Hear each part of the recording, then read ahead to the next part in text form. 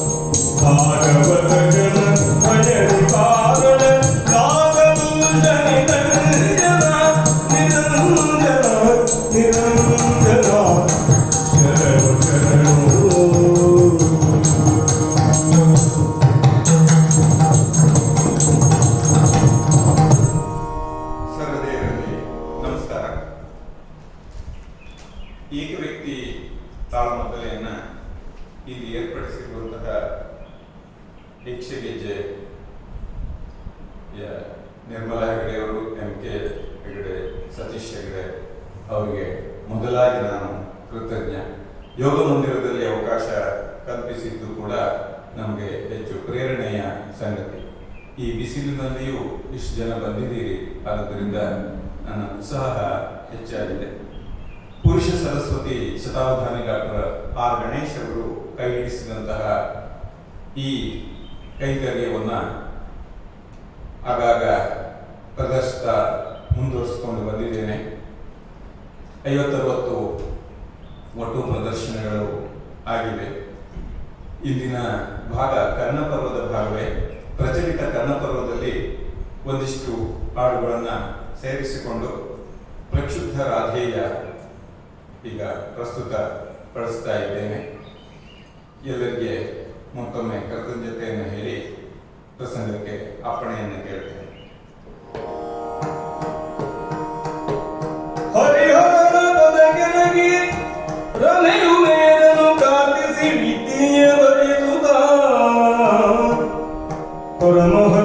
ಶಾರದೆಗೆ ವಂದಿಸುತ್ತ ಭಕ್ತಿಯದಿ ಶರಗನಿಗೆ ಬಲ ಬಂದು ಸೀತಾವರನ ಚರಣಕ್ಕೆ ಮುನಿದು ದಿವಾಣರಿಗೆ ಧನ್ಯವಾದುತ್ತ ಬೇಡುವೆ ಈ ಕಥಾಮೃತ ಆ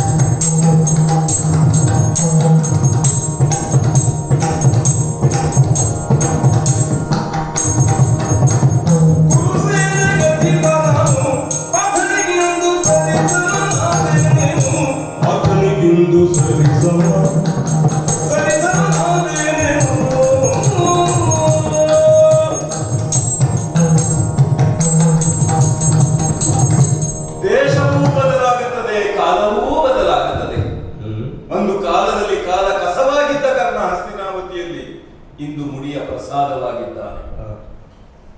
ನೀನ್ಯಾರು ನನ್ನ ಪಾರ್ಥನೊಡನೆ ಹೋರಾಡುವುದಕ್ಕೆ? ನಿನಗಿಲ್ಲೇನು ಅರ್ಹತೆ ಅಂತ ಕೇಳಿದ. ಇದೇ ಭೂಮಿ, ಇದೇ ಜನ. ಇಂದು ಪಾರ್ಥನಿಗೆ ಎದುರಾಗುವುದಕ್ಕೆ ನೀನೇ ಸರಿ ಅಂತ ಕುರುಸೇನೆಯ ಅಧಿಪತ್ಯವನ್ನು ನನಗೆ ಕಟ್ಟಿ ನಿಲ್ಲಿಸಿದೆ. ಏನು ಮಾಡೋಣ, ನನ್ನ ಬದುಕೆಯ ಪ್ರತಿಕ್ರಿಯೆಯಲ್ಲಿ ಮುಂದುವರಿದು ಬಂದಿತ್ತು. ಪಾರ್ಥನೇನು ಮಾಡಿದ್ದಾನೆ ಅದನ್ನೆಲ್ಲ ನಾನು ತೋರಿಸಬಲ್ಲೆ ಅಂತ. ನಾನೇ ಇದನ್ನೆಲ್ಲ ಮಾಡಬಲ್ಲೆ ಎನ್ನುವುದಲ್ಲ, ಅವನಿಗೆ ಪ್ರತಿಯಾಗಿ ನಾನು ನಿಲ್ಲಬಲ್ಲೆ ಎಂದು ಹೇಳಿದ್ದರಿಂದಲೇ ನನಗೆ ಈ ಸ್ಥಾನ ದಕ್ಕಿದ್ದು. ಈಗ ಹಾಗೆ ನೋಡಿದರೆ ನಮ್ಮ ಪಡೆಯವರೆಲ್ಲ ಪ್ರತಿಕ್ರಿಯಾವಾದಿಗಳೇ ಆಗಿ ಹೋದೆವು. ನಾವು ಏನು ಮಾಡಬೇಕು ಎನ್ನುವುದಕ್ಕೆ ಅವರೇನು ಮಾಡುತ್ತಾರೋ ಅದಕ್ಕೆ ವಿರುದ್ಧವಾಗಿ ಏನನ್ನಾದ್ರೂ ಮಾಡಬೇಕು ಅಂತಲೇ ಕಟ್ಟಿ ಬೆಳೆದವರು ನಾವು. ಹಾಗಾಗಿ ಅಲ್ಲವೇ ಅವರು ರಾಜಸೂಯೋದ್ಧಾರವನ್ನು ಮಾಡಿದರೆ ನಾವು ಅದಕ್ಕೆ ಸರಿಯಾಗಿ ಒಂದು ವಿಷ್ಣು ದ್ವಾರವನ್ನ ಮಾಡುತ್ತೇವೆ ಅಂತ ನಾನೇ ದಿಗ್ವಿಜಯವನ್ನು ಮಾಡಿ ಬಂದವನು ನಾನು. ಆ ಕಾಲದಲ್ಲಿ ನನಗನ್ನಿಸಿತ್ತು, ಯಾವ ಭೀಷ್ಮಾಚಾರ್ಯ ಅವರಿರುವಾಗ ಇನ್ನೊಬ್ಬರಿಗೆ ಇಲ್ಲಿಯ ಸೇನಾಧಿಪತ್ಯ ದಕ್ಕಲಾರದು ಅಂತ ಅಂದುಕೊಂಡ ಕಾಲದಲ್ಲಿ ಹಸ್ತಿನಾವತಿಯ ಸೈನ್ಯ ನನ್ನ ಹಿರಿತನದಲ್ಲಿ ಮುನ್ನಡೆದಿದ್ದು ದಿಗ್ವಿಜಯವನ್ನು ಮಾಡಿತ್ತು. ಇದನ್ನು ಗ್ರಹಿಸಿದಾಗ ನನಗೆ ದಕ್ಕಿದೆ ಅಂತ ಅಂದುಕೊಂಡವನು ನಾನು. ಆದರೆ ಈ ಕ್ಷಣಕ್ಕಾಗಿ ಎಷ್ಟು ಕಾಲದಿಂದ ಕಾದಿದ್ದೆ. ಇವರಷ್ಟೇ ಅಲ್ಲ, ಪಾಂಡವರು ಒಪ್ಪಿದರಲ್ಲ ಅದು.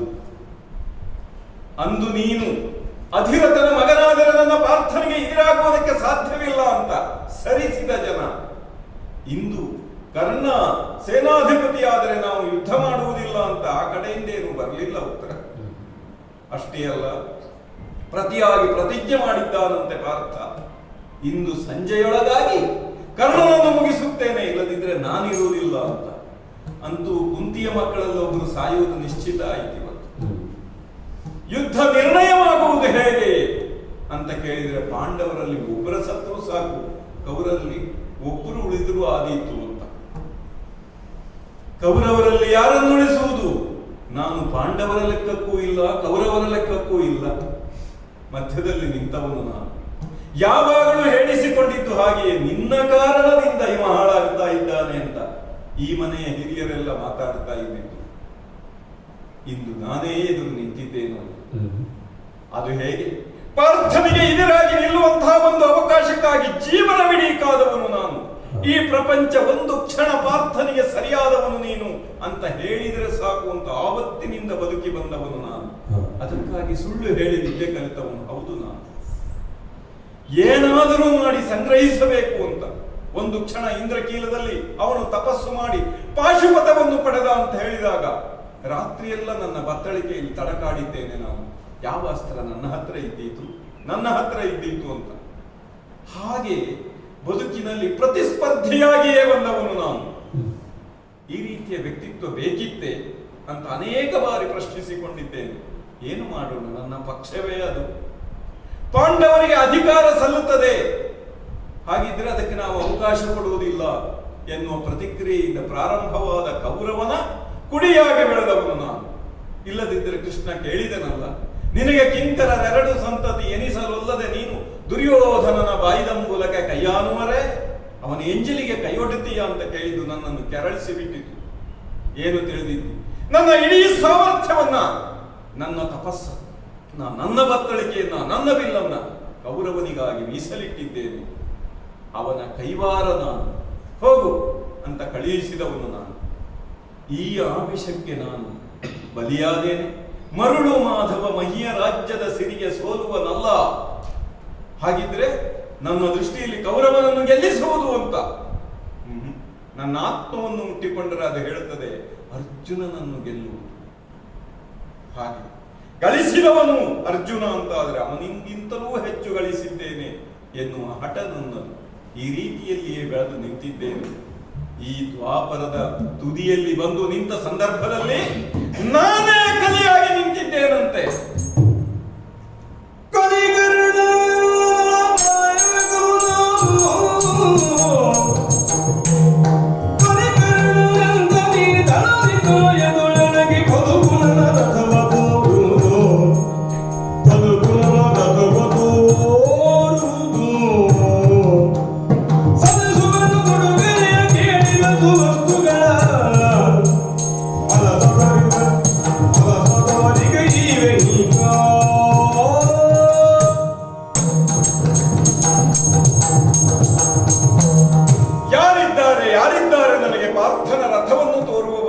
ಆಗಲಿಂದ ನನ್ನ ಸಾರಥಿ ಶಲ್ಯ ನನ್ನನ್ನು ಹಂಗಿಸುತ್ತಲೇ ಇದ್ದಾನೆ. ನೀನೇನು ಪಾರ್ಥನನ್ನು ಎದುರಿಸಬಲ್ಲೆ ಅಂತ ನಾನೀಗ ಹೇಳ್ತೇನೆ. ತೋರಿಸಿ ಅವನನ್ನು. ಕರ್ಣನು ಕೊಡುವುದಕ್ಕೆ ಕೊಡುಗೈಯವನು ಅಂತ ಹೇಳಬಹುದು. ಇಷ್ಟು ದಿನ ಕೊಟ್ಟಿದ್ದೆಲ್ಲ ಅಂಗದೇಶಾಧಿಪತಿಯಾದ ಕರ್ಣ ಕೊಟ್ಟಿದ್ದು. ಇವತ್ತು ಕುರುಸೇನಾಧಿಪತಿ ಕೈ ಎತ್ತಿ ಕೊಡ್ತಾ ಇದ್ದಾನೆ. ನಿಮ್ಗೆ ಏನು ಬೇಕು? ಜೀವವನ್ನೇ ಕೊಡುವುದಕ್ಕೆ ಬಂದ ಸೈನಿಕರಿಗೆ ನಾನು ಉಡುಗೊರೆ ಕೊಡ್ತೇನೆ ಅಂತ ಹೇಳಿದ್ರೆ ಏನು ಕೊಡಬಹುದು? ಕೌರವನಿಗೆ ಯಶದ ಉಡುಗೊರೆಯನ್ನು ಕೊಡ್ತೇನೆ ಅಂತ ಹೇಳಿ ಬಂದವನು ಹೌದು ನಾನು. ಆದರೆ ನನ್ನ ಸೈನಿಕರಿಗೆ, ಇಲ್ಲಿರುವವರಿಗೆಲ್ಲ ಹೇಳ್ತಾ ಇದ್ದೇನೆ, ನಿಮಗೇನು ಬೇಕೋ ಕೊಟ್ಟೇನು, ಪಾರ್ಥನನ್ನು ತೋರಿಸಿ. ಯಾಕೆ? ಪಾರ್ಥ ಸಾರಥಿಯಾದಂತಹ ಶ್ರೀಕೃಷ್ಣನನ್ನು ಒಳಗೊಂಡು ಪಾರ್ಥನು ಶ್ರೀಹರಿಯು ಒಟ್ಟಿಗೆ ಯುದ್ಧದಲ್ಲಿ ನಿಂತಿದ್ದಾರೆ. ಒಂದು ಕ್ಷಣ ಈ ಸೇನೆಯ ಮಧ್ಯದಲ್ಲಿ ನಿಂತು ಈ ಸೇನೆಯನ್ನು ತೋರಿಸಿದಂತಹ ಕೃಷ್ಣನೆದುರು ಕೈಜಾರಿ ಗಾಂಡೀವ ಕುಸಿದು ಕೆಳಗೆ ಬಿದ್ದಿದ್ದನಂತೆ ಅರ್ಜುನ. ಆಗ ಅವನನ್ನು ಎತ್ತಿ ನಿಲ್ಲಿಸಿರಲ್ಲ ಕೃಷ್ಣ. ಅವನು ಅವನ ಆತ್ಮವಿಶ್ವಾಸವಾದರೆ ನನ್ನ ವಿಶ್ವಾಸ ಇವತ್ತು ಈ ಶಲ್ಯ. ಏನು ಮಾಡೋಣ, ಅವನಿಗೆ ನನ್ನಲ್ಲಿ ಅವಿಶ್ವಾಸವೇ ಗೊತ್ತು ನನಗೆ. ಆದರೂ ಅವನ ಕೌಶಲ್ಯದಲ್ಲಿ ನನಗೆ ವಿಶ್ವಾಸ ಉಂಟು. ಆದುದರಿಂದ ಇಂತಹ ಹೊಂದಾಣಿಕೆಯಿಂದಲೇ ಮುಂದುವರಿದು ಬಂದವರು ನಾವು. ದಿನವೂ ಬೈಯುತ್ತಿರಲಿಲ್ಲವೇ ಈ ಭೀಷ್ಮರು, ಈ ದ್ರೋಣರು? ನನಗೆ, ಶಕುನಿಗೆ, ಕೌರವನಿಗೆ, ದುಶ್ಯಾಸನನಿಗೆ, ಜಯದ್ರಥನಿಗೆ ನಮ್ಮ ಕಡೆಯೇ ಯುದ್ಧ ಮಾಡಿದರಲ್ಲ, ನಮ್ಮನ್ನೇ ಹೊತ್ತು ಒಪ್ಪಿದರಲ್ಲ. ಇಲ್ಲೂ ಹಾಗೆ ಅಷ್ಟಿಷ್ಟು ಜಗಳ ಮಾಡಿಕೊಂಡೇ ನಾವು ಯುದ್ಧ ಮಾಡುತ್ತೇವೆ. ಆದರೂ ನಮ್ಮದು ಒಂದು ಪಕ್ಷ, ಯಾಕೆಂದ್ರೆ ಅವರು ಪ್ರತಿಪಕ್ಷ. ಹಾಗಾಗಿ ಇವನ ವಿಶ್ವಾಸದಲ್ಲಿ ಅಂದರೆ ಶಲ್ಯನ ಸಾರಥ್ಯದಲ್ಲಿ ನಾನು ಪಾಂಡವರನ್ನು ಎದುರಿಸುವುದಕ್ಕೆ ಹೋಗ್ತಾ ಇದ್ದೇನೆ. ಅವರ ಧೃಷ್ಟದ್ಯುಮ್ನ ನನ್ನ ಲಕ್ಷ್ಯವಲ್ಲ. ಸೇನಾಧಿಪತಿ ಇರಬಹುದು, ಆದರೆ ಇಡೀ ಸೇನೆಯ ಮೇಲೆ ಅವನಿಗೆ ಅಧಿಕಾರವಿದ್ದರೂ ಪಾಂಡವರ ಮೇಲೆ ಅವನಿಗೆ ಅಧಿಕಾರವಿಲ್ಲ. ಈ ರೀತಿಯ ವ್ಯವಸ್ಥೆ ಅಲ್ಲುಂಟು. ಸಾರಥಿ ಕೃಷ್ಣನಾದರೂ ಅವನು ರಥಿಕನಿಗೆ ಅಧೀನನಲ್ಲ ಎನ್ನುವ ವ್ಯವಸ್ಥೆಯುಂಟಲ್ಲಿ. ನನ್ನ ಸಾರಥಿಯೂ ನನಗೆ ಕೈಕೊಟ್ಟರೆ ಎಂಬ ಅಳುಕು ಒಳಗುಂಟು. ಆದರೂ ಗುರಿ ಇರುವುದು ಪಾರ್ಥ ಸಾರಥಿಯಲ್ಲಿ, ಪಾರ್ಥನಲ್ಲಿ ಆದದ್ದರಿಂದ ಯಾರು ತೋರಿಸ್ತೀರಿ ನನಗವನನ್ನು? ಇಂದು ಅರಿಗಳನ್ನು ಚೆಂಡಾಡುವುದಕ್ಕೆ ಬೇಕಾಗಿ ನನ್ನ ಬತ್ತಳಿಕೆ ತಾನೇ ಮೇಲಾಗಿ ನಿಲ್ಲುತ್ತಿದೆ. ಶಲ್ಯನ ಸಾರಥ್ಯದಲ್ಲಿ ಕರ್ಣನನ್ನು ಎದುರಿಸುವುದಕ್ಕೆ ಪರಶುರಾಮನಿಗೂ ಸಾಧ್ಯವಿಲ್ಲ ಎನ್ನುವುದನ್ನು ನಾನು ಪ್ರಪಂಚಕ್ಕೆ ಹೇಳಬೇಕಾಗಿದೆ. ತೋರಿಸ್ತೀರೋ ಅರ್ಜುನನನ್ನು? ಹೇಗಿದ್ದಾನಂತೆ ಅವನು? ಎಲ್ಲಿದ್ದಾನಂತೆ ಅವನು? ಅವನೊಡನೆ ಯುದ್ಧ ಮಾಡುವುದಕ್ಕಾಗಿ ನನ್ನ ತೋಳುಗಳು ನಿಂತಿವೆ. ಅಂದು ಅಭಿಮನ್ಯುವನ್ನು ಕೆಳಗಿ ಕೊಲ್ಲುವಾಗ ಅವರನ್ನು ಹಾದಿ ತಪ್ಪಿಸಿದವರು ನಮ್ಮವರು. ಇಂದು ಹಾಗಲ್ಲ. ನೇರವಾಗಿ ಅರ್ಜುನನನ್ನೇ ಎದುರುಗೊಂಡು ಅವನನ್ನು ಎದುರಿಸಿ ಕೊಲ್ಲುವುದಕ್ಕಾಗಿ ಸಿದ್ಧನಾದವನು ನಾನು. ಏನಿದು? ರಣೋತ್ಸಾಹದಲ್ಲಿ ಮುಂದುವರಿಯುತ್ತಿರುವಾಗ ಇದ್ದಕ್ಕಿದ್ದಂತೆ ಎದೆಯಲ್ಲಿ ಕಳವಳ ಮೂಡ್ತಾ ಇದೆ. ಯಾರೋ ಆಪ್ತರನ್ನು ಕಳೆದುಕೊಂಡೆ ಅಂತ ಅನ್ನಿಸ್ತಾ ಇದೆ. ಕೌರವನಿಗಿಂತ ಆಪ್ತರು ಇನ್ನಾರಿದ್ದಾರೆ ನನಗೆ? ಈ ಬದುಕನ್ನು ಕೊಟ್ಟವನವನು, ಈ ಬದುಕಿನಲ್ಲಿ ಬೆಳೆಸಿದವನವನು, ಈ ಎತ್ತರಕ್ಕಾದರೂ ನನ್ನನ್ನು ತಂದು ಮುಟ್ಟಿಸಿದವನವನು. ಭೀಷ್ಮರು ಅರ್ಧರಥಿ ಎಂದರಲ್ಲ, ಇಂದು ಮಹಾರಥಿ ಎಂದು ಕರೆದು ಗೌರವಿಸಿದವನವನು.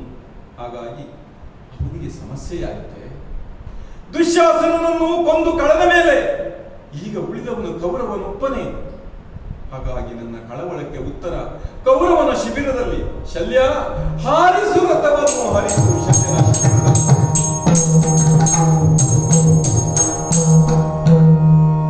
ರಣೋತ್ಸಾಹದಲ್ಲಿ ಮುಂದುವರಿಯುತ್ತಿರುವಂತಹ ನನ್ನಲ್ಲಿ ಕಳವಳ ಉಂಟಾಗಿ ಓಡಿ ಬಂದೆ.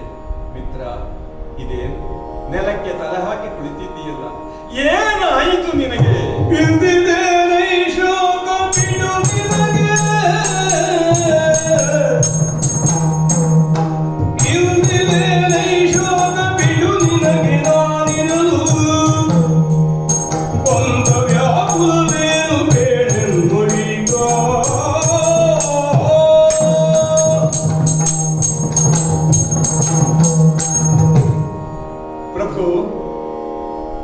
ಮಿತ್ರ ಎನ್ನುವ ಸಲುಗೆ ನನಗೆ. ಪ್ರಭು, ಸೇನೆಗೆ ನಾನು ಅಧಿಪತಿಯಾದರೂ ಕೂಡ ನಿನ್ನೆದುರು ನಾನು ಬಳಿಯಲ್ಲಿ ನಿಂತವನು, ಬಾಗಿ ನಿನ್ನ ಸೇವೆಗೆ ನಿಂತವನು, ಸೇನೆಯ ಕಾರ್ಯವು ನಿನ್ನ ಸೇವೆಯೇ ಎಂದು ಮುನ್ನುಗ್ಗಿದವನು. ಇಂದು ಶಲ್ಯನನ್ನೂ ಒಳಗೂಡಿಸಿಕೊಟ್ಟೆಯಲ್ಲ. ಇಂದು ನೀನು ನಿಶ್ಚಿಂತನಾಗಿರ್ತೀಯ ಅಂತಲೇ ನನ್ನ ಭಾವನೆ. ಆದರೂ ರಣಾಂಗಣದಲ್ಲಿರುವಾಗ ಒಮ್ಮೆಲೆ ಅಂತರಂಗದ ಕಳವಳವನ್ನು ಮೀರಲಾಗದೆ ಓಡಿ ಬಂದಿದ್ದೇನೆ. ಪ್ರಭು, ಏನಾಯಿತು ನಿನಗೆ? ನಿನ್ನ ಕೈಯಲ್ಲಿ ಎಂಥದ್ದದು? ವಿಷವನ್ನು ಹಿಡಿದು ಕೊಳ್ತಿದ್ದೀಯೆ, ಕುಡಿಯುವುದಕ್ಕೂ. ಪ್ರಭು, ನಾವು ಬೇರೆಯವರಿಗೆ ವಿಷ ಹಾಕಿದರೂ ಸಾಯುವುದಿಲ್ಲ. ನಮ್ಮ ಜೀವನ ಪ್ರೀತಿ ಅಂಥದ್ದು. ನಾವು ಕುಡಿದ್ರು ಸಾಯ್ತೇವೋ? ಯಾಕೆ ಹಾಗೆ ವಿಚಾರ ಮಾಡುತ್ತೀಯೆ? ಬದುಕಿನ ಕುರಿತು ನಮಗಿರುವಂತಹ ಆಸೆ, ಅಭಿಲಾಷೆ, ಮಹತ್ವಾಕಾಂಕ್ಷೆ ಇನ್ನಾರಲ್ಲಿಯೂ ಇಲ್ಲ. ಯಾರನ್ನಾದರೂ ಮುಗಿಸಿ ಬೇರೆಯವರದ್ದನ್ನಾದರೂ ಕಸಿದು ನಾವು ಬದುಕಬೇಕು ಅಂತ ಇಷ್ಟು ವರ್ಷ ಹಂಬಲಿಸಿದವರು ನಾವು. ಈಗ ಯಾಕೆ ನಿನ್ನ ಜೀವ ನಿನಗೆ ಭಾರವಾಯಿತು? ನಾನಿದ್ದು ಏನಾಯಿತು ಅಂತ ಹೇಳಬಾರದೆ? ಹೇಳೋ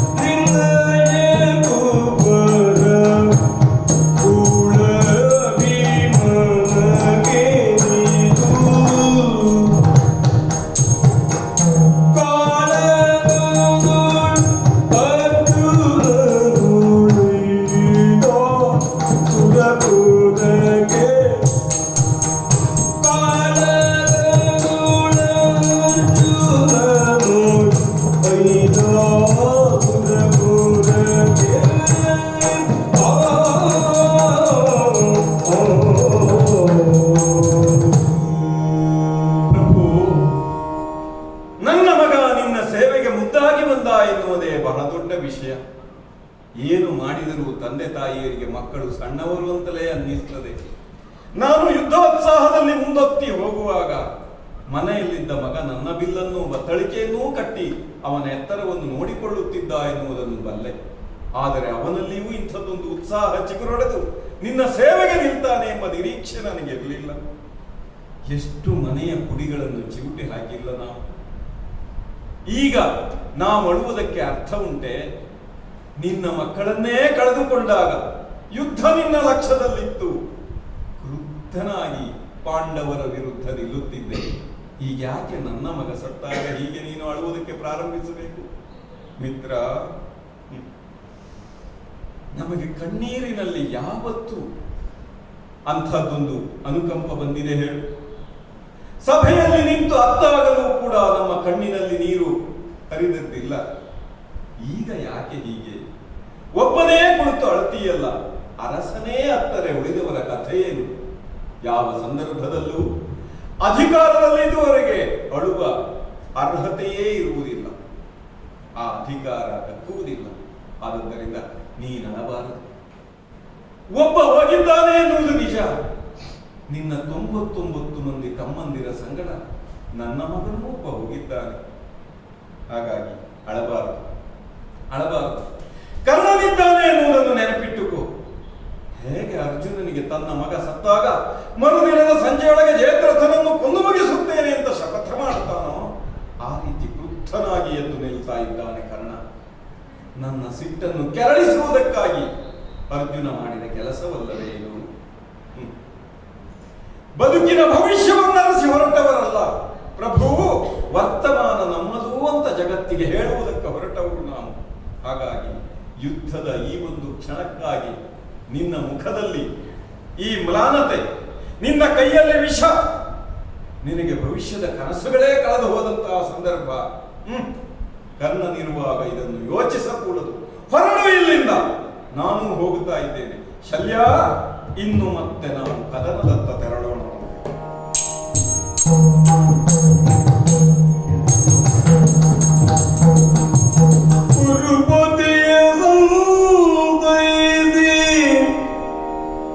ಕಂದ ವೃಷಸೇನನು ಪರಿಪರಿಯ ನೆನೆಯುತ್ತಲೇ,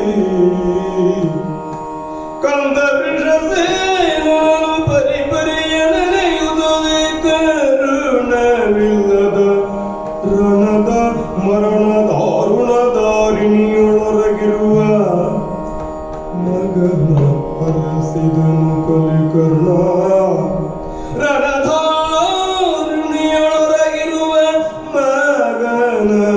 ಅರಸಿದನು ಕಲಿಕರ್ಣನೋ.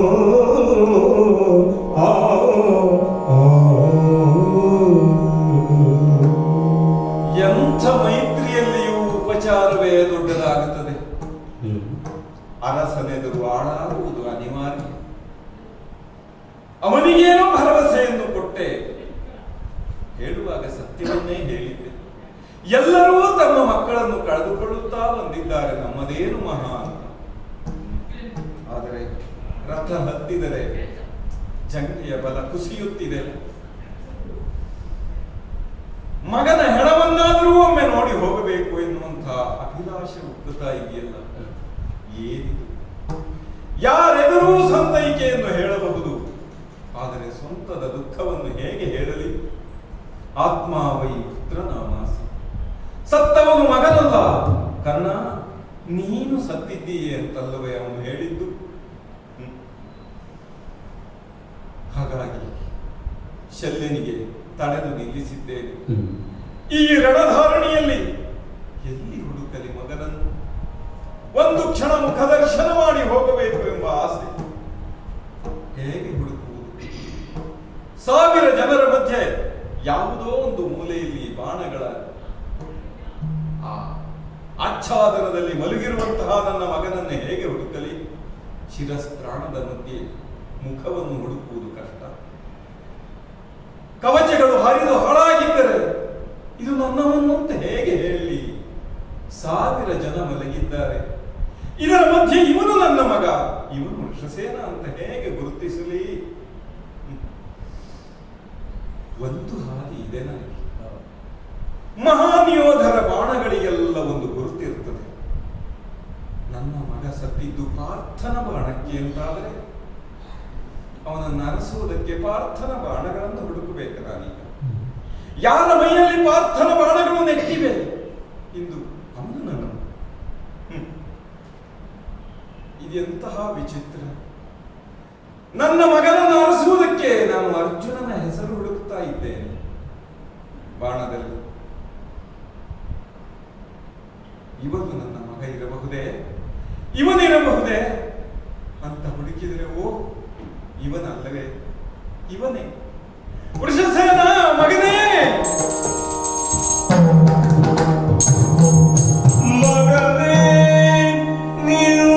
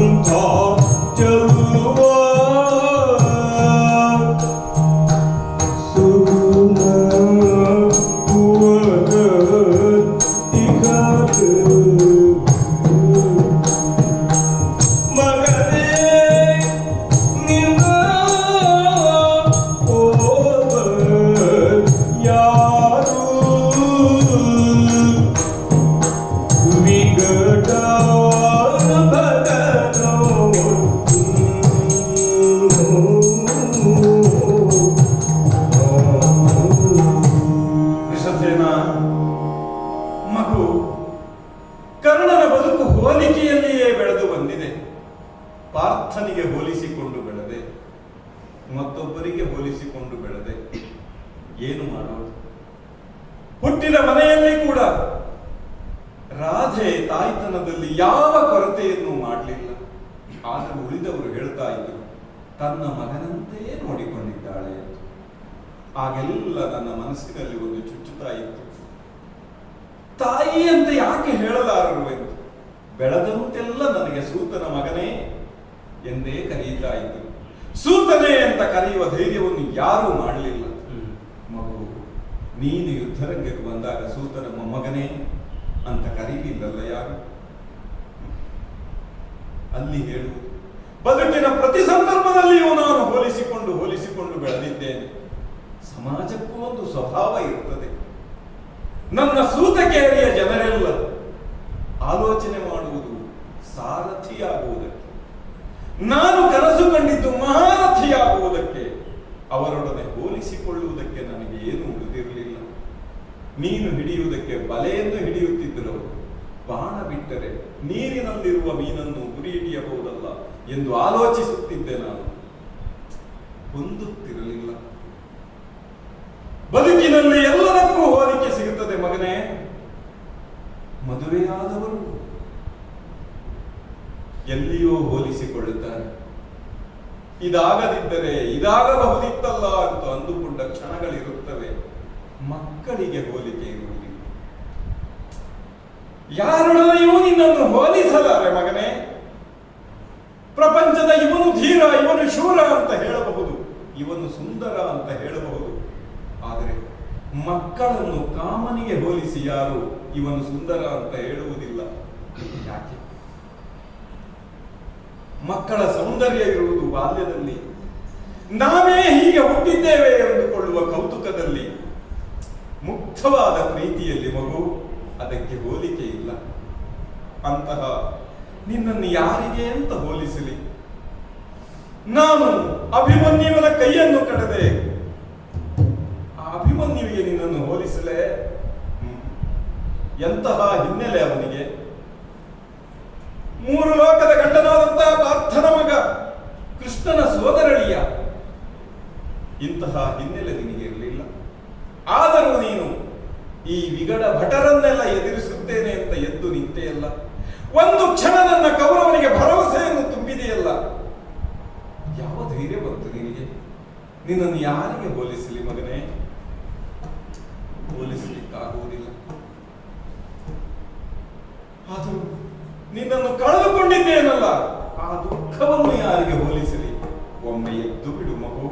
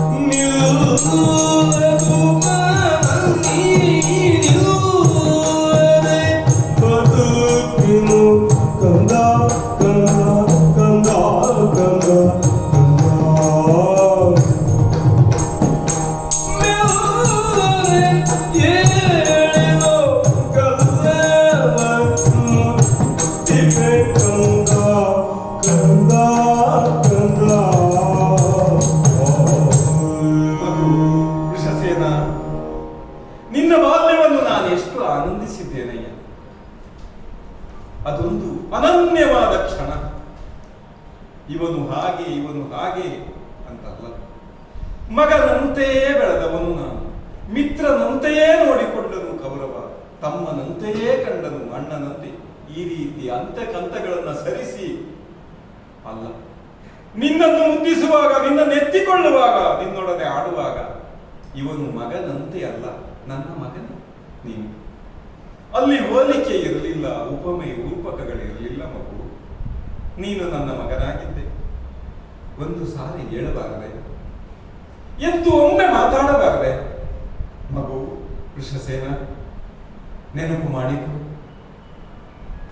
ನಿನಗಿಂತಲೂ ಎತ್ತರವಾದ ಬಿಲ್ಲನ್ನು ಹಿಡಿದು ಅಪ್ಪ ನಾನು ಯುದ್ಧ ಮಾಡ್ತೇನೆ ಅಂತ ಅರಳು ಹುರಿದಂತೆ ಮಾತಾಡ್ತಾ ಇದೆಯಲ್ಲ, ಎಲ್ಲಿ ಹೋಯಿತು ನಿನ್ನ ಧ್ವನಿ? ನೀನೊಬ್ಬ ಮಾತಾಡ್ತಾ ಇದ್ರೆ, ಓಡಾಡ್ತಾ ಇದ್ರೆ ಪ್ರಪಂಚದಲ್ಲಿ ಒಂದು ಕ್ಷಣ ಪಾರ್ಥನ ದ್ವೇಷವನ್ನು ಮರೆತು ಬಿಡ್ತಿದ್ದೆ ಮಗು. ಈ ಬದುಕಿನಲ್ಲಿ ಅದೆಷ್ಟು ಆಸಕ್ತಿ ಹುಟ್ಟಿ ಬಿಡುತ್ತಿತ್ತು ನಿನ್ನನ್ನು ಆಡಿಸುವಾಗ. ಒಮ್ಮೆ ಮಾತಾಡಬಾರದೆ ನನ್ನ ಸಂಗಡ?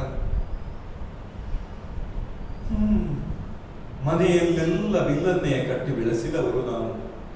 ನಿನ್ನ ಭುಜದಲ್ಲಿ ಬತ್ತಳಿಕೆ ಅಲ್ಲದೆ ಇನ್ನೇನು ಶೋಭಿಸಿತ್ತು ಹೇಳು? ಆದರೂ ಈಗ ಎಲ್ಲಿದೆ ಹೇಳು ಬಿಲ್ಲು? ನಿನ್ನ ಹತ್ತಿರದಲ್ಲಿ ಅದಿಲ್ಲ. ಯಾರು ಕಡಿದರೋ, ಅದಾಗಿ ಜಾರಿತೋ ಗೊತ್ತಿಲ್ಲ. ಹಿಡಿಯುವ ಸಾಮರ್ಥ್ಯವೇ ಕೈಗಿಲ್ಲದಿದ್ದಾಗ ಬಿಲ್ಲಿನಿಂದೇನು ಪ್ರಯೋಜನ? ಎಲ್ಲಿದೆ ಯುದ್ಧ? ಇಷ್ಟು ದಿನವೂ ಹೊರಗಡೆಯೇ ನೋಡುತ್ತಿದ್ದೆ ಮಗು. ನಾನು ಯುದ್ಧಕ್ಕಾಗಿ, ನೀನು ಸತ್ತಾಗ ನನಗೆ ಒಳಗೆ ಯುದ್ಧ ಪ್ರಾರಂಭವಾಗಿದೆ. ಇನ್ನೆಲ್ಲಿದೆ ಯುದ್ಧ? ಭವಿಷ್ಯ ಸತ್ತು ಹೊರಗಿನ ಮೇಲೂ ವರ್ತಮಾನಕ್ಕಾಗಿ ಹೋರಾಡುವುದು ಎಷ್ಟು ಕಷ್ಟ. ನನ್ನ ಕನಸು ಕೌರವನಲ್ಲ, ನನ್ನ ಕನಸು ನನ್ನ ಮಗ ಅಂತ ಇವತ್ತು ಅರ್ಥವಾಗ್ತಾ ಇದೆ. ಮಗು, ಈಗ ಯುದ್ಧ ಮಾಡುವುದು ಕಷ್ಟ ಕಷ್ಟ. ನಿನ್ನ ಬಾಲ್ಯದ ಒಂದೊಂದು ಕ್ಷಣಗಳು ನನ್ನನ್ನು ಮುತ್ತಿ ಕಾಡುತ್ತಿವೆ.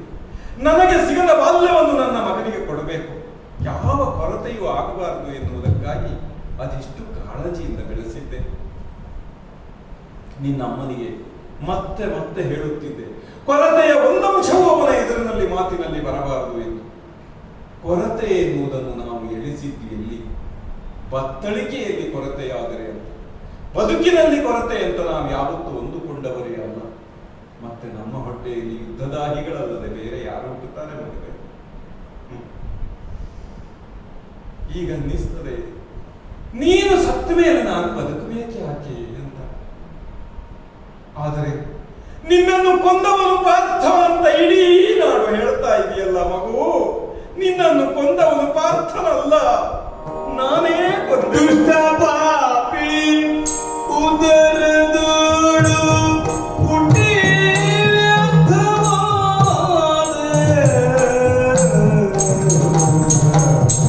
ಮಗನೇ, ದುಷ್ಟ ಪಾಪಿ ಉದರದೋಳು ಹುಟ್ಟಿ ವ್ಯರ್ಥವಾದೆ. ದುಷ್ಟ ಪಾಪಿ ಉದರದೋಳು ಹುಟ್ಟಿ ವ್ಯರ್ಥವಾದ. ದೃಷ್ಟಿಯನ್ನು ತಾನೇ ಕುಟ್ಟಿ ಕಳೆದಾಯಿತಯ್ಯೋ. ದೃಷ್ಟಿಯು ತಾನೇ ಕುಟ್ಟಿ ಕಳೆದಾಯಿತಯ್ಯೋ.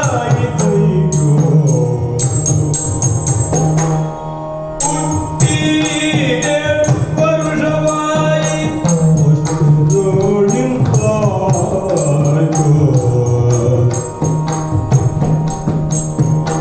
ಹುಟ್ಟಿಗೆ ವರುಷವಾಯಿ ಅಷ್ಟರೊಳಿಂದಾಯ್ತು.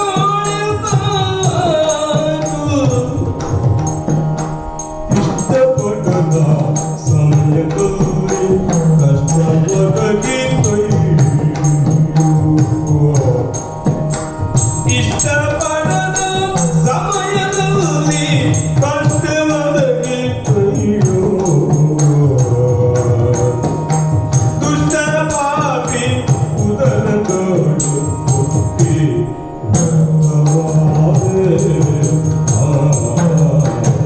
ಮಗು, ವೃಷಸೇನ, ನಿನಗೆ ಗುಟ್ಟನ್ನು ಹೇಳಲೇ ಇಲ್ಲ. ನಾನು ಯಾರಿಗೂ ಹೇಳಲಿಲ್ಲ.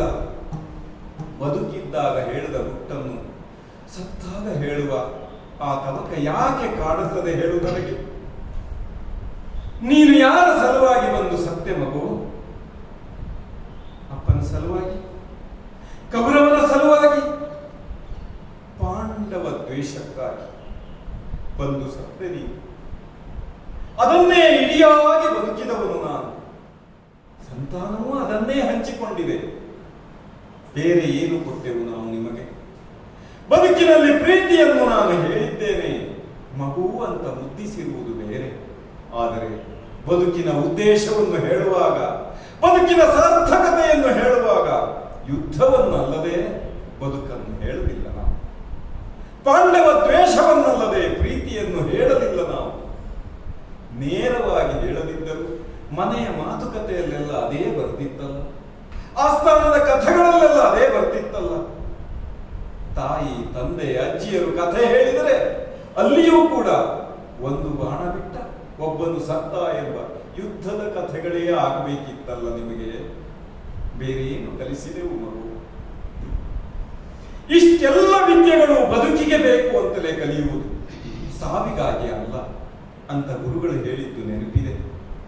ಆದರೆ ನಾವು ಬಯಸಿದ್ದು, ನಾವು ಬದುಕಿದ್ದು ದ್ವೇಷವನ್ನು. ಮಗು, ಅರ್ಜುನನ ಬಾಣದಿಂದ ನೀನು ಹತನಾದೆ ಎನ್ನುವುದು ಕಾಣುವ ಸತ್ಯ. ಆದರೆ ಕೊಂದವನು ನಾನು. ಹೇಗೆ ಹೇಳಲಿ ನಿನಗೆ ಮಗು? ನಾನು ಸೂತನ ಮಗನಲ್ಲ, ಸೂರ್ಯನ ಮಗ ಎಂಬ ಸತ್ಯವನ್ನು ಹೇಳಿದ ಶ್ರೀಕೃಷ್ಣ ನನಗೆ ಏನು ಹೇಳಿದ್ದ ಗೊತ್ತೇ? ದೃಢದಿ ಬಾಳೆಯೋಳು ಸಲಹುವೆ ನಿನ್ನನು.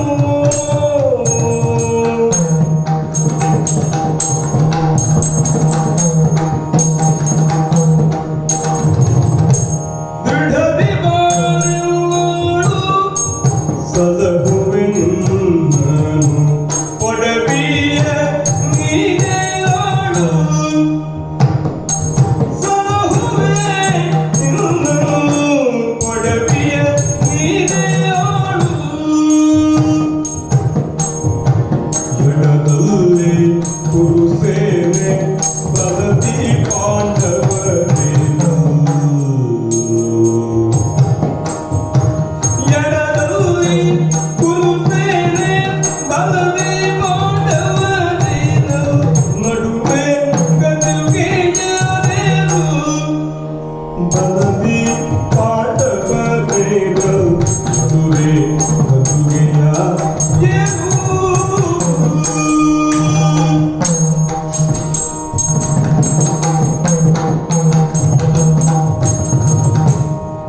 ಮಗು, ಸಂಧಾನಕ್ಕಾಗಿ ಬಂದಂತಹ ಶ್ರೀಕೃಷ್ಣ ನನ್ನನ್ನು ಕರೆದು ಮಾತಾಡಿಸಿ ಎಂತಹ ಸಲುಗೆ ತೊಡಸೋಂಕಿನಲ್ಲಿ ಕೂಡಿಸಿಕೊಂಡು ಹೆಗಲ ಮೇಲೆ ಕೈ ಹಾಕಿ ಭಾವ ಎಂದು ತನ್ನ ಭಾವವನ್ನು ಮುಂದಿಟ್ಟ.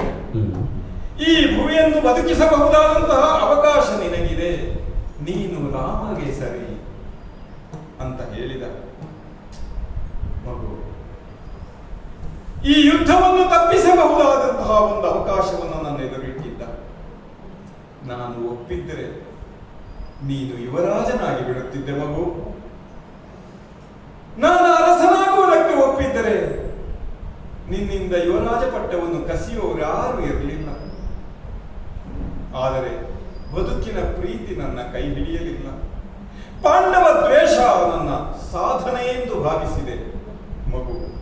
ನಾನಲ್ಲಗಳದೆ, ಆದದ್ದರಿಂದ ಯುದ್ಧವಾಯಿತು. ನೀನು ಸತ್ತಾಗ ಎಲ್ಲೋ ಇದ್ದ ನನ್ನ ಅಂತರಂಗದಲ್ಲಿ ತಳಮಳ ಹೆಚ್ಚಿ ತಡೆಯಲಾರದೆ ಕೌರವನ ಬಳಿಗೆ ಓಡಿ ಬಂದಿದ್ದೆ. ಆಗ ಹೇಳಿದ, ನಿನ್ನ ಮಗ ತೀರಿಕೊಂಡಾಯಿತು. ಆಗ ನನಗೆ ಅರ್ಥವಾಯಿತು, ನನ್ನ ಕನಸು ಕೌರವನಲ್ಲ, ನನ್ನ ಮಗ ಎನ್ನುವುದು. ಆದರೆ ಕೃಷ್ಣ ಕೇಳಿದಾಗ ನನಗೆ ನಿನ್ನ ನೆನಪು ಬರಲಿಲ್ಲ ಮಗನೇ. ಕೌರವನೇ ನೆನಪಾದ, ಕೌರವನ ದ್ವೇಷ ನೆನಪಾಯಿತು. ಅವನ ಸಂತೋಷಕ್ಕಾಗಿ ಏನು ಬೇಕಾದರೂ ಮಾಡುವುದಕ್ಕೆ ಸಿದ್ಧನಿದ್ದ ನಾನು ಇದೆಲ್ಲ ಆಮಿಷ ಅಂತ ಸರಿಸಿದೆ. ಕೃಷ್ಣ ಹೇಳಿದ, ದೃಢದಿ ಬಾರೆನ್ನೋಳು, ನಿನಗೆ ಪಟ್ಟವನ್ನು ಕಟ್ಟುತ್ತೇನೆ. ಎಡದ ಮೈಯಲ್ಲಿ ಕೌರವೇಂದ್ರನ ಗಡನ ಬಲದಲ್ಲಿ ಪಾಂಡುಪುತ್ರರ ಗಡನ ಮಿದಿರಲಿ ಮಾತ್ರ ಮಾಗದ ಯಾದವಾದಿಗಳು ನಡುವೆ ನೀನೋಲಗದೊಡಕ್ಕುವ ಕಡು ವಿಲಾಸವ ಬಿಸುಟು ಕುರುಪತಿ ನುಡಿಸಲಿಯ ಹಸಾದವೆಂಬುದು ಕಪ್ಪ ಅಂತ ಕೇಳಿದ.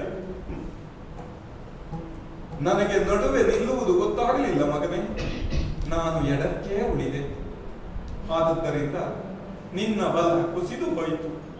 ಪ್ರಭು, ಪಾರ್ಥನಲ್ಲ, ಈ ಬದುಕು ಉಳಿಯಬೇಕು, ಈ ಭರತಖಂಡ ಉಳಿಯಬೇಕು ಅಂತ ಕೇಳಿದ ಕೃಷ್ಣನ ಪ್ರಶ್ನೆಗೆ ಉತ್ತರಿಸಲಾರದ ನನ್ನ ಮೌನ ನಿನ್ನನ್ನು ಕೊಂದಿತು ಮಗು. ಏನನ್ನು ಗಳಿಸಿದೆ ನಾನು? ಕೃಷ್ಣನಲ್ಲಿ ಹೇಳುವಾಗ ಹೇಸಳೆ ಜಯಲಕ್ಷ್ಮಿ, ಇಷ್ಟು ದಿನ ಕೌರವನ ಪಡೆಯಲ್ಲಿದ್ದು ಈಗ ಪಾಂಡವರನ್ನು ಸೇರಿ ನಾನು ಅರಸನಾಗುತ್ತೇನೆ ಅಂತಂದ್ರೆ ಸಮಾಜ ಏನು ಹೇಳಿತು ಅಂತ ನನ್ನ ಅಹಂಕಾರವನ್ನ, ನನ್ನ ಪ್ರತಿಷ್ಠೆಯನ್ನ ಮುಂದಿಟ್ಟೆ. ಈಗ ನಿನ್ನನ್ನು ಕಳೆದುಕೊಂಡಾಗ ನನ್ನ ಅಂತರಂಗ ನನ್ನೆದುರು ಬಿಚ್ಚಿ ನಿಂತು ಬಿಟ್ಟಿದೆ ಮಗು. ಈಗ ನನಗೆ ಅರ್ಥವಾಗುತ್ತದೆ, ದ್ರೌಪದಿಯನ್ನು ಸೆಳೆದು ತಂದಾಗ ನೀನು ಪಾಂಡವರ ಭೋಗವಸ್ತು, ಅವರು ಅದನ್ನೆಲ್ಲ ಕಳೆದುಕೊಂಡಿದ್ದಾರೆ ಎಂದರೆ ನೀನು ಅಷ್ಟಕ್ಕೆ ಸಮ ಅಂತ ಹೇಳುವಾಗ ಸಮಾಜ ಏನು ಹೇಳುತ್ತದೆ ಎನ್ನುವ ಆಲೋಚನೆ ಬರಲಿಲ್ಲ. ನೀನು ಅವರ ಅಂತಃಪುರಕ್ಕೆ ಸೇರಿಕೋ, ಸುಖವಾಗಿ ಇರುತ್ತೀಯೆ ಅಂತ ಅವಳನ್ನು ಛೇಡಿಸುವಾಗ ಸಮಾಜ ಏನು ಹೇಳಿತು ಗೊತ್ತಾಗಲಿಲ್ಲ. ವನವಾಸದಲ್ಲಿದ್ದ ಪಾಂಡವರು ತಿರುಗಿ ನಿಂತರೆ ಗೆಲ್ಲುವುದು ಕಷ್ಟ, ಈಗ ಅವರನ್ನು ಮುಗಿಸಿ ಬಿಡುವ ಅಂತ ಆಲೋಚಿಸಿ ಕೌರವರನ್ನು ಸೇರಿಕೊಂಡು ನಾನು ಸೈನ್ಯದೊಡನೆ ಹೊರಡುವಾಗ ಸಮಾಜ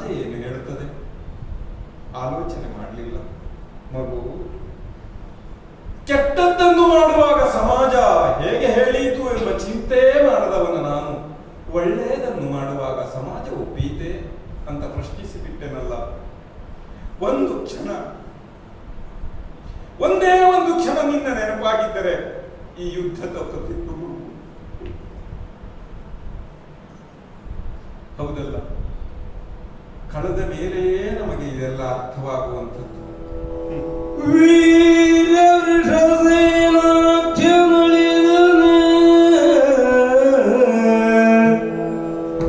ವೀರ ವೃಷಸೇನಾಖ್ಯನಳಿದನೆ, ತೀರಿತೆ ತವರು ಪರಾಕ್ರಮ, ತೀರಿತೆ ತಮ್ಮರು ಪರಾಕ್ರಮ,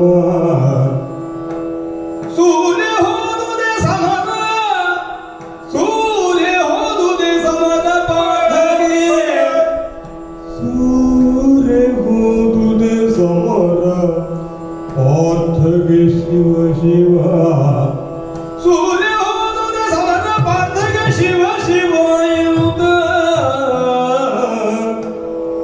ಸೂರ್ಯನ ಸುತನಾಗಕ್ಕಿಂತ ವಾರದಲ್ಲಿ ಮನನೊಂದು ದೈವದ ಕೂರ್ಮೆಯ ಯಾರರಿವರ ಕಟ, ದೈವದ ಕೂರ್ಮೆಯ ಯಾರರಿವರ ಕಟ ಎಂದು, ದೈವದ ಕೂರ್ಮೆಯ ಯಾರರಿವರ ಕಟ ತನ್ನ ವಿಧಿಯಂದು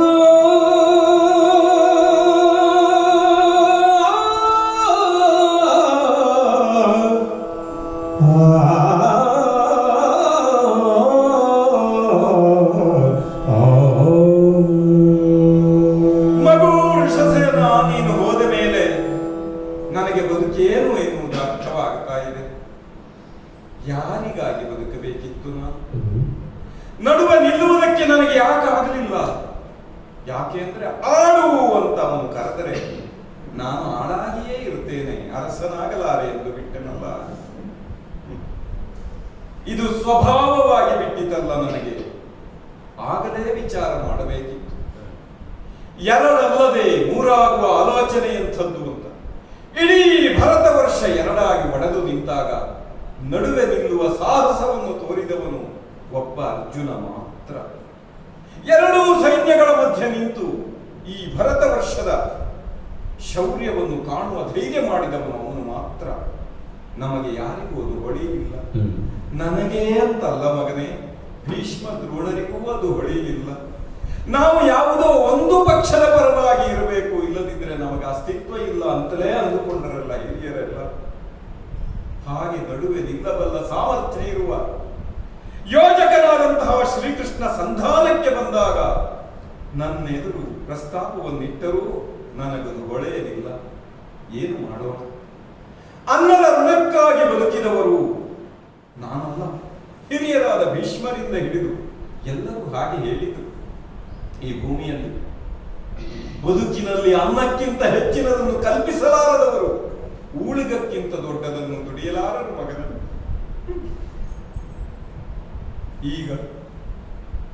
ಈಗ ಭವಿಷ್ಯ ಏನು ಅನ್ನುವುದು ಅರ್ಥವಾಗ್ತಾ ಇದೆ. ವರ್ತಮಾನವನ್ನು ದ್ವೇಷದಲ್ಲಿ ಗೆಲ್ಲುವುದಕ್ಕೆ ಸಾಧ್ಯ, ಭವಿಷ್ಯವನ್ನು ದ್ವೇಷದಲ್ಲಿ ಗೆಲ್ಲಬಹುದೇ? ಆದರೆ ಪ್ರೀತಿಗೆ ಆಕರವಾದ ಸಂತಾನವನ್ನೇ ಕಳೆದುಕೊಂಡಾಗ ಎಲ್ಲಿಂದ ಬರ್ತದೆ ಹೇಳು ಧೈರ್ಯ? ಎಲ್ಲಿಂದ ಬರ್ತದೆ ನನಗೆ ಸಾಮರ್ಥ್ಯ? ಸಂತಾನವನ್ನು ಕಳೆದುಕೊಂಡರೂ ಸತ್ಯ ನನ್ನ ಬೆನ್ನಿಗಿದೆ ಎನ್ನುವ ಧೈರ್ಯ ಪ್ರಾರ್ಥನೆಗುಂಟು. ನನಗದಿದೆಯೇ? ಕೃಷ್ಣನಿಂದ ನನ್ನ ಎದೆಯನ್ನು ಒಡೆಯುವುದಕ್ಕಾಗಲಿಲ್ಲ. ಭೇದದಲ್ಲಿ ಹೊಕ್ಕಿರಿದನೋ ಮಧುಸೂದನನು ಅಂತ ಹೇಳಿದರು. ಅದಲ್ಲ ಮಗನೇ, ನನ್ನ ವಿಚಾರವನ್ನು ಭೇದಿಸಿದ್ದ ಹೃದಯ ಭೇದವಾದದ್ದು ನಿನ್ನ ಸಾವಿನಲ್ಲಿ. ಇಡೀ ಬದುಕು ಅರ್ಥವಾಗುವುದು ಸಾವಿನಲ್ಲಿ, ಅದು ಸಂತಾನದ ಸಾವಿನಲ್ಲಿ. ವೀರ ವೃಷಸೇನಾಖ್ಯನಳಿದನೇ ಭವಿಷ್ಯವನ್ನು ಕೊಂಡುಕೊಂಡಬೇಕು. ಕನಸನ್ನು ಕಳೆದುಕೊಂಡ ಮೇಲೆ ವರ್ತಮಾನವನ್ನು ದುಡಿಯುವುದು ಎಷ್ಟು ಕಷ್ಟ ನಿನಗೆ ಹೇಗೆ ಹೇಳಲಿ ಮಗನೇ. ಈಗ ಹೋಗಿ ಕುರುಡನಾದ ಧೃತರಾಷ್ಟ್ರನ ಎದುರು ನಿಂತು ನಾನು ಭರವಸೆಯನ್ನು ಹೇಳಬಲ್ಲೆ. ಶಲ್ಯನ ಸಾರಥ್ಯದಲ್ಲಿ ಪಾಂಡವರನ್ನು ಗೆದ್ದು ನಿನ್ನ ಮಗನನ್ನು ಮತ್ತೆ ಕಟ್ಟಕಡ್ತೇನೆ ಅಂತ ಹೇಳಬಲ್ಲೆ. ನಾನು ಕೌರವನ ಎದುರು ಹೋಗಿ ನಿಂತು ನನ್ನ ಸಾಮರ್ಥ್ಯದ ವರ್ಣನೆ ಮಾಡಬಲ್ಲೆ. ಇನ್ನಾರೆದುರಿಗೂ ಹೋಗಿ ನಿಂತು ಬಡಾಯಿ ಕೊಚ್ಚಬಲ್ಲೆ ಮಗನೇ. ಆದರೆ ಮನೆಗೆ ಹೋಗುವುದು ಕಷ್ಟ. ನಿನ್ನ ತಾಯಿ ಎದುರು ಹೋಗಿ ಯಾವ ಅಸ್ತ್ರಗಳ ಬಗ್ಗೆ ಮಾತಾಡಲಿ, ಯಾವ ಯುದ್ಧದ ಬಗ್ಗೆ ಮಾತಾಡಲಿ, ಯಾವ ಸಂಪತ್ತಿನ ಬಗ್ಗೆ ಮಾತಾಡಲಿ. ಹಾಗಾಗಿ ನೀನೇನು ಆ ಮನೆಗೆ ಸೇರಿದೆ, ನಾನು ಇಂದು ಮನೆಗೆ ಹೋಗಲಾರೆ ಮಗನೇ. ಪ್ರಪಂಚದ ಯಾರಿಗೂ ಉತ್ತರ ಹೇಳಬಲ್ಲೆ. ಸಾವು ನೋವುಗಳು ಸಹಜ ಎನ್ನಬಲ್ಲೆ. ಯುದ್ಧದ ಕುರಿತು ಮಾತಾಡಬಲ್ಲೆ. ಆದರೆ ನಿನ್ನ ತಾಯಿಗೆ ಯಾವ ತತ್ವಜ್ಞಾನವನ್ನು ಹೇಳಲಿ? ಮಗು ಕಣ್ಣಿನಲ್ಲಿ ನೀರು ತುಂಬಿಕೊಂಡರೆ ಸಾಯುವ ಹಾದಿಯು ಕಾಣುವುದಿಲ್ಲ ಮಗಳೇ. ಶಲ್ಯ, ಸಾಗಲಿ ರಥ.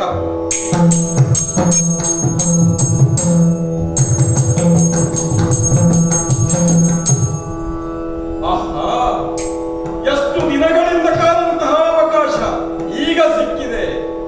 ಯಾರಲ್ಲಿ? ಪಾರ್ಥನು, ಪಾರ್ಥ ಸಾರಥಿಯೂ ಎದುರಿದ್ದಾರೆ. ಶಲ್ಯ ಸಾರಥ್ಯದಲ್ಲಿ ನಾನು ಬಂದಿದ್ದೇನೆ. ಪಾರ್ಥ, ಏನು ಪಾರ್ಥ ನೀನು ಕುಣಿದ ಪರಿಯ ಹೇಳಲು?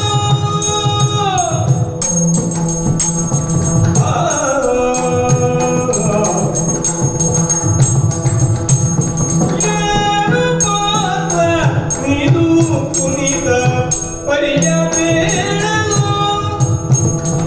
ಏನು ಪಾರ್ಥ ನೀನು ಕುಣಿದ ಪರಿಯ